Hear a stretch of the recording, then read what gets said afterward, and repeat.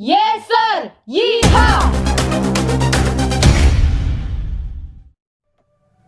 Halo saudara-saudara di dalam Kristus, selamat berjumpa di channel YouTube Komunitas Mall. Nama saya John Lalita. Tadi bahwa Kristus telah mati karena dosa-dosa kita, dan bahwa Ia telah dikuburkan, dan bahwa Ia telah dibangkitkan pada hari yang ketiga sesuai dengan kitab suci. Nah, kita terus. Kalau begitu, kenapa Injil adalah kekuatan Allah? Nah, kita akan melihat banyak ayat yang ada di dalam surat-surat Paulus yang mengajarkan tentang kaitan dari kematian Tuhan Yesus. Mari kita akan melihat ya, bahwa sebenarnya ketika Tuhan Yesus mati di kayu salib, yaitu Injil kasih karunia Allah diberitakan, maka orang yang mendengar, kalau memang dia sudah dipilih Allah, dia akan dibebaskan dari tawanan iblis. Karena sebenarnya iblis telah menawan semua orang pada kehendaknya. Itu yang kita bisa lihat dalam 2 Timotius 2 ayat 26. Mari kita lihat. 2 Timotius 2 ayat 26 mengatakan demikian. Dan dengan demikian mereka menjadi sadar kembali karena terlepas dari jerat iblis yang telah mengikat mereka pada kehendaknya. Jadi iblis dikatakan di sini, kalimat terakhir, iblis telah mengikat mereka pada kehendaknya. Jadi semua orang yang belum percaya, termasuk kita dulu ketika belum percaya, kehendak kita, pikiran kita, keinginan kita itu diikat oleh iblis. Kita menjadi hamba iblis, hamba dosa, dan tidak bisa menyenangkan Tuhan sama sekali. Tetapi ketika kita mendengar Injil, maka kita dilepaskan dari kuasa iblis itu. Mari kita lihat dalam Kolose 1 ayat 13. Dalam Kolose 1 ayat 13 dikatakan demikian. Ia telah melepaskan kita dari kuasa kegelapan dan memindahkan kita ke dalam kerajaan anaknya yang kekasih. Kapan kita dilepaskan dari kuasa kegelapan? Itu ketika kita mendengar Injil kasih karunia bahwa Kristus telah mati di atas kayu salib karena dosa-dosa kita, dan bahwa Ia telah dikuburkan dan bahwa Ia telah dibangkitkan. Ketika kita percaya, kita dilepaskan dari kuasa kegelapan, dari kuasa iblis, dari kuasa maut, dan memindahkan kita ke dalam kerajaan anaknya yang kekasih. Selanjutnya kita bisa juga melihat dalam Yohanes 5 ayat 24. Aku berkata kepadamu, sesungguhnya barang siapa mendengar perkataanku dan percaya kepada Dia yang mengutus aku, ia mempunyai hidup yang kekal dan tidak turut dihukum, sebab ia sudah pindah dari dalam maut ke dalam hidup. Maut itu adalah neraka sebenarnya. Maut juga itu adalah kematian. Jadi orang yang percaya kepada Yesus menurut ayat ini, dia mempunyai hidup yang kekal dan tidak turut dihukum, sebab ia sudah pindah dari dalam maut ke dalam hidup. Karena semua kita memang sudah berada di bawah penghukuman. Itu yang dikatakan dalam Yohanes 3 ayat 18. Bagi mereka yang tidak percaya, mereka sudah berada di bawah hukuman, tinggal mau dieksekusi. Nah, di dalam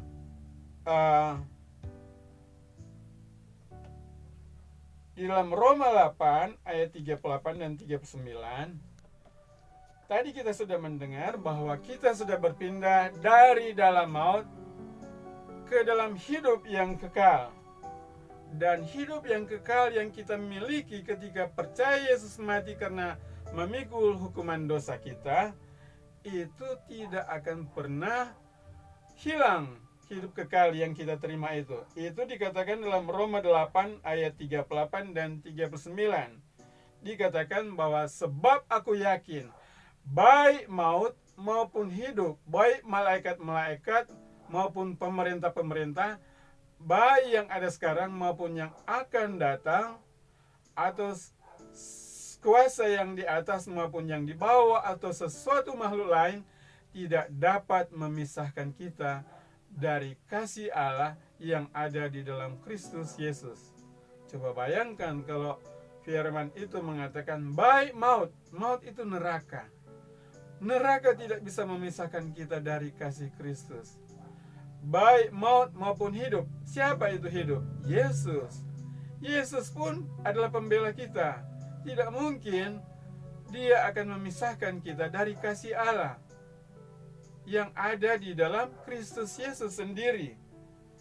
Nah, jadi kita melihat bahwa ketika kita percaya kepada Injil, bahwa Yesus telah mati karena dosa-dosa kita, itu adalah berita yang sangat penting. Itu yang dikatakan dalam 1 Korintus pasal 15 ayat 3. Semua ayat di dalam Alkitab penting, tapi yang paling penting, Kristus telah mati karena dosa-dosa kita. Karena memang semua orang dari masa Adam dan Hawa sampai dunia ini kiamat, semua hanya mendapat keselamatan melalui Tuhan Yesus. Bahkan para nabi pada masa perjanjian lama juga mengatakan dalam Kisah pasal 10 ayat 43, mengatakan tentang dialah semua nabi bersaksi bahwa barang siapa percaya kepadanya, ia akan mendapat pengampunan dosa oleh karena namanya. Jadi semua nabi-nabi, semua orang percaya pada masa lalu mendapat keselamatan di dalam Mesias atau Tuhan Yesus yang kita kenal sekarang. Itu juga dikatakan di dalam Ibrani pasal 9 ayat 15. Ibrani pasal 9 ayat 15 mengatakan demikian di bagian B. Sebab ia telah mati untuk menebus pelanggaran-pelanggaran yang telah dilakukan selama perjanjian yang pertama. Perjanjian yang pertama itu adalah perjanjian lama yang kita kenal. Nah, Yesus dikatakan di sini ia telah mati untuk menebus mereka yang melakukan pelanggaran-pelanggaran pada masa perjanjian lama. Demikian juga sekarang kita pada masa perjanjian baru, kita mendapat penebusan melalui kematian Tuhan Yesus yang menebus segala dosa kita. Oleh sebab itu Roma 8 ayat 1 bilang, demikianlah sekarang tidak ada penghukuman bagi kita yang ada di dalam Kristus Yesus. Jadi kita yang percaya, kita otomatis ada di dalam Kristus. Kalau kita percaya Yesus mati karena dosa-dosa kita. Karena kalau kita tidak percaya Yesus sudah mati karena dosa-dosa kita atau semua dosa kita, dan dia sudah dikuburkan dan sudah bangkit, maka tidak mungkin kita berada di dalam Kristus. Karena di dunia ini hanya ada dua golongan manusia, yang ada di dalam Kristus atau yang ada di luar Kristus, atau dengan kata lain yang ada di dalam Adam yang pertama. Nah, orang percaya ada di dalam Adam yang kedua. Itulah yang Alkitab ajarkan pada kita. Nah, kita lanjut. Yesus juga ketika dia mati di kayu salib, itu karena kita mendengar Injil. Injil adalah kekuatan Allah, dan ketika kita mendengarkan Yesus mati karena dosa-dosa kita, maka ketika kita percaya, maka sebenarnya penalti dosa kita telah dieksekusi. Itu dikatakan dalam Galati 3 ayat 13. Jadi penalti dosa kita telah dibayar, telah dipenuhi. Hukuman kita telah dijalani di dalam Tuhan Yesus, karena Tuhan Yesus yang menanggung penalti dosa kita. Apa itu penalti? Penalti itu adalah hukuman akhir. Saya akan menjelaskan begini ya. Penalti dengan konsekuensi itu berbeda. Misalkan kalau ada seorang pegawai, dia melakukan korupsi, dia kemudian menjadi tersangka sebelum itu 100% terbukti. Dia menjadi tersangka. Karena dia menjadi tersangka, dia bisa dikurung di sel polisi atau ditahan sebagai tahanan rumah atau menjadi tahanan tidak boleh keluar negeri. Itu namanya konsekuensi. Tetapi ketika Palu di pengadilan, hakim jatuhkan vonis ketika Palu diketuk 3 kali dan dia dinyatakan 10 tahun penjara, itu yang namanya penalti. Sama halnya dengan hutang dosa kita. Hutang dosa kita, penaltinya sudah dilaksanakan di atas kayu salib. Yesus yang menjadi pengganti kita, karena kutuk dosa kita telah ditanggungnya di kayu salib. Itu biasa kita nyanyikan di gereja. Karena kalau di gereja kita selalu menyanyi, saya akan mengatakan kata-katanya ya. Di jol juta tergantung Tuhan Yesus, supaya dilepaskannya kami dari dosa. Jadi kalau kita percaya Yesus mati karena dosa-dosa kita di Golgota, baris kedua mengatakan Dia akan melepaskan kita dari ikatan dosa, dari kuasa dosa, supaya kita mampu menghadapi godaan untuk tidak berbuat dosa. Kalimat yang ketiga dari lagu itu, kematian ditanggungnya. Jadi kematian kita itu penalti. Penalti itu yang ditanggungnya di kayu salib. Supaya apa? Baris keempat mengatakan supaya dilepaskannya kita. Supaya dilepaskannya. Baris ketiga, supaya kami luputlah. Baris keempat itu, supaya kami luputlah.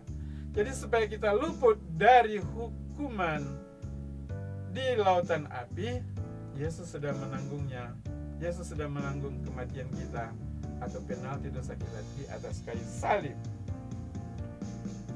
Selanjutnya, masih di dalam menjelaskan tentang penalti dosa kita, di dalam 1 Petrus 2 ayat 24 dikatakan, Ia sendiri telah memikul dosa kita di dalam tubuhnya di kayu salib, supaya kita yang telah mati terhadap dosa hidup untuk kebenaran. Oleh bilur-bilurnya kamu telah sembuh. Jadi Dia akan menyembuhkan kita dari penyakit suka berbuat dosa kalau kita percaya Yesus mati di kayu salib karena dosa-dosa kita. Itulah kekuatan Allah. Nah, selanjutnya dikatakan dalam Kolose 2 ayat 14. Dalam Kolose 2 ayat 14 menjelaskan bahwa hukum Taurat itu atau dosa itu atau kuasa dosa itu, yaitu hukum Taurat, itu tidak dapat mendakwa kita lagi. Mari kita lihat dalam Kolose 2 ayat 14. Dengan menghapuskan surat hutang yang oleh ketentuan-ketentuan hukum mendakwa dan mengancam kita, dan itu ditiadakannya dengan memakukannya pada kayu salib. Jadi kita lihat surat hutang itu adalah surat hutang dosa kita, surat kematian kita. Surat kematian kita sudah dirobek, sudah dipakukan di kayu salib. Dan ketentuan dari hukum-hukum Allah yang kita kenal di dalam hukum Taurat tidak dapat mendakwa kita, tidak dapat mengancam kita lagi. Karena kita sudah berpindah dari dalam maut ke dalam hidup. Selanjutnya,